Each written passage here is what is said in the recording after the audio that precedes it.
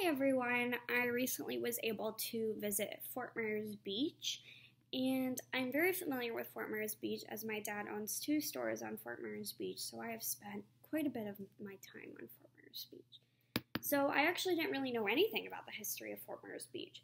So learning about the history is very interesting, and the town of Fort Myers Beach is actually only 25 years old.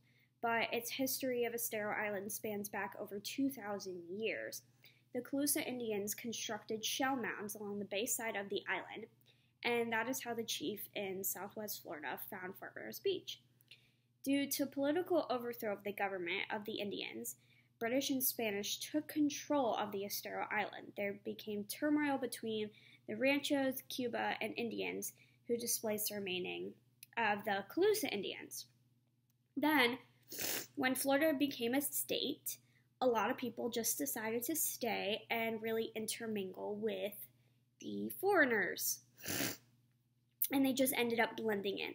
At the time, in the 1920s, Fort Myers Beach was originally named Crescent Beach. And they had declared the Homestead Act of 1862, and Robert Gilbert had included that the Mound House was the highest point in Fort Myers Beach, which is funny because I visited the Mound House so many times because there's a ramp there that you can, take your boat or your kayaks or your jet skis or whatever you have. So it's funny because, I go kayaking there with Winston all the time. And I never knew off of Connecticut Street that was the highest point in Fort Myers Beach. Anyways, in the 1920s, hurricanes really challenged Fort Myers Beach, but eventually it became a place with subdivisions and schools and shops and restaurants, so kind of what we know it as today. And in 1995, it officially became the town it officially became the town of Fort Myers Beach. Since the barrier islands are something that are only temporary to Fort Myers Beach as well, and an estuary is the tidal mouth of a large river. Estuaries are important because they provide goods and services, and they are vital nesting and feeding habits for many of the aquatic life. It's interesting because estuaries really adapt to other things such as reefs and barrier islands, which brings us to our next topic about barrier islands and how they are only temporary. And we shouldn't be building on them because it's something that's temporary and it goes away. And I think it would really disrupt the ecosystem.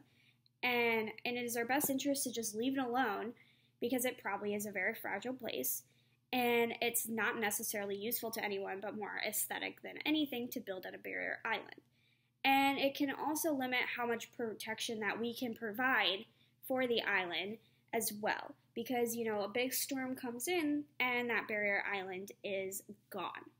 So when I watched the video of Mrs. Hughes, I actually thought it was very interesting how, she was part of the very first school in Fort Myers Beach.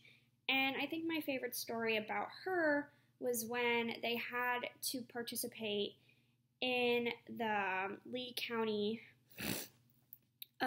fair thing, and they had to create a piece of artwork. And they decided to use a piece of plywood and take it and in bars of soap, scratch in all of their houses and make it beachy and really make it somehow different than everyone else's, because there was only so many schools at the time and everybody had to participate. But since the town of Fort Myers Beach's school only had about 40 kids, every single kid got to participate. Everyone was involved. So the Chamber of Commerce thought, wow, this year, they really went above and beyond, and they won that year, and then they decided to place their display in the Chamber of Commerce for a while, which I thought was really cool.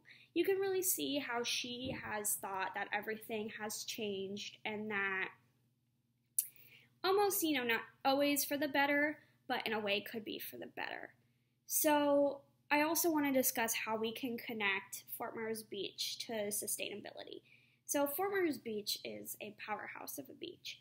There is trash, there is looting, there is littering, there is everything going on there a lot of the time. And I really strongly believe that, it's the people that really make up Fort Myers Beach. The town of Fort Myers Beach, the people that have lived there and that have been there forever, can only do so much.